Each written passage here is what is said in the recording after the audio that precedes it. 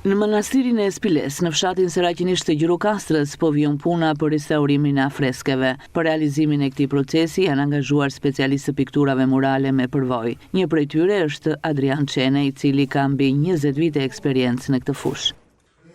Si specialist i pikturës murale kam 22 vjet që merrem me këtë profesion dhe kemi restauruar disa objekte këtu në Gjirokastër përveç kësaj radhe që jemi në manastirin e Shënmërisë në Spile.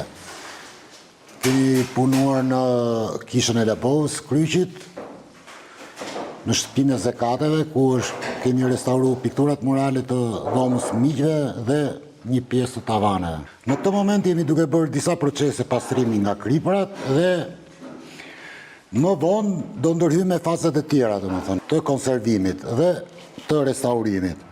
Por problematika më e madhe e kësaj pikture murale në këtë kishë janë kriprat. Ka shumë kripra dhe kjo bën që imazhi i muraleve mos të jetë shumë i qartë.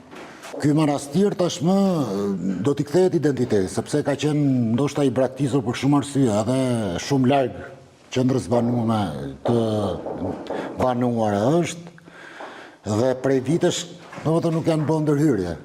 Këto ndërhyrje vijnë menjëherë pas restaurimit të pjesës arkitektonike të objektit, i cili rrezikonte shembjen. Ka përfunduar restaurimi i pjesës arkitektonike, ku arriti që objekti i cili rrezikoi deri diku në shembjen e këtij monumenti të rëndësishëm për trashëgiminë tonë kulturore, ka përfunduar arkitektura dhe aktualisht po vazhdon faza e restaurimit të afreskut. Na specialistët dhe restauratorë më të mirë që ka vendi tonë dhe procesi po ecën në mënyrë të sigurt dhe me punimet e cilat do ta shpëtojnë përfundimisht humbjen e këtyre vlerave të rëndësishme.